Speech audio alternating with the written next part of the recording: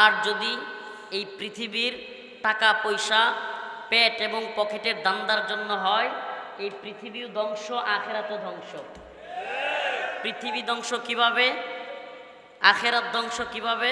আল্লাহ পাক কোরআনের মধ্যে বলছেন, ইন্নাল্লাযীনা ইয়াকতুমুনা মা আনজালনা মিনাল কিতাবি ওয়াল হুদা মিন বা'দি মা বায়্যানাহু লিন-নাসি ফিল কিতাব উলাইকা ইয়ালআনুহুমুল্লাহ ওয়া ইয়ালআনুহুমুল লাঈনুন।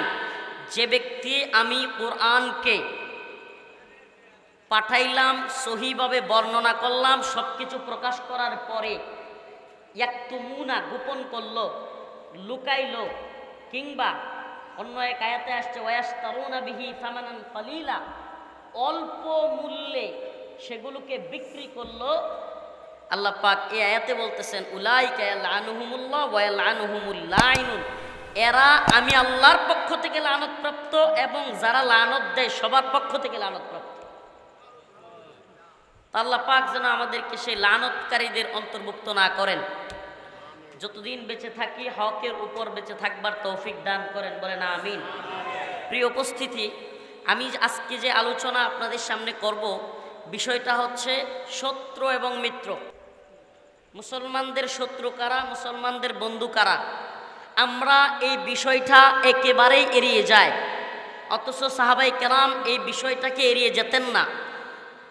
ইসলামের এবং মুসলমানদের, মুমিনদের একটা মৌলিক আকীদা, মৌলিক একটা পয়েন্ট হলো মুসলমানদের শত্রু মিত্র চিনা, আল ওয়ালা ওয়াল বারা।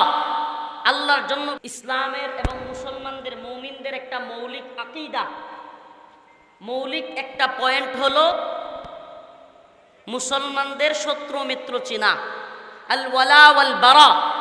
আল্লাহর জন্য ভালোবাসা, আল্লাহর জন্য শত্রুতা, এটা একটা মৌলিক বিষয়।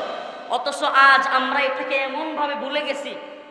আমি আজকে মনে করি নরেন্দ্র মোদী আমার সবচাইতে পরম বন্ধু। আমি আজকে মনে করি ইসরায়েলের প্রেসিডেন্ট বিনয়ামিন নেতানিয়াহু আমার পরম বন্ধু। আজকে আমার এই দেশের কেউ মনে করে জো বাইডেন আমার অনেক বড় বন্ধু। ইহুদি, খ্রিস্টান এবং মুশরিকরা মুসলমানদের বন্ধু হতে পারে না, এই ন্যূনতম জ্ঞান ওদের মধ্যে নাই।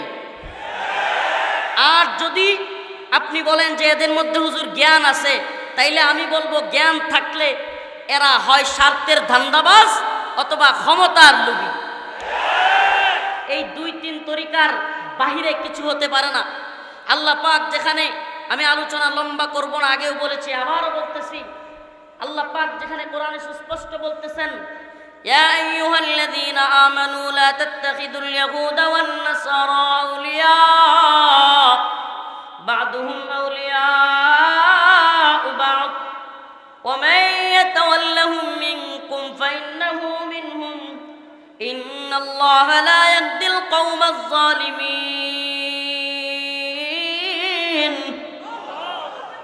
হে ঈমানদারগণ, আল্লাহ রাব্বুল আলামিন বলেন ইয়া আইয়ুহাল্লাযীনা আমানু, হে ঈমানদাররা, লা তাত্তাখিযুল ইয়াহুদা ওয়ান নাসারা আউলিয়া, তোমরা বানায়ো না ইহুদি এবং নাসারাদেরকে আউলিয়া, বন্ধু। তোমরা ইহুদি নাসারাদেরকে কি বানায়ো না?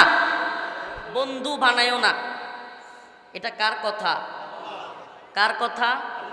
যদি আল্লাহর কথা হয় তাইলে আমাদের জন্য মানা কি ফরজ কিনা? কোরআনে আল্লাহ পাক কোনো বিষয় বললে, কোনো বিষয় বান্দাকে আদেশ করলে সেটা কি আমার আপনার জন্য মানা?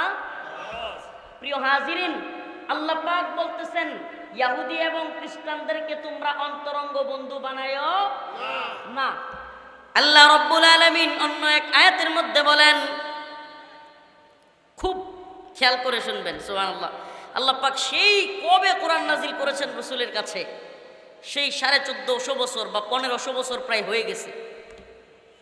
এত আগে কোরআন নাজিল করে আল্লাহ পাক আপনাকে আমাকে জানানোর জন্য রাসূল সাল্লাল্লাহু আলাইহি ওয়াসাল্লামের কাছে বলে দিয়েছেন লাতাজিদান্না শাদ্দান নাসি আদাওয়াতাল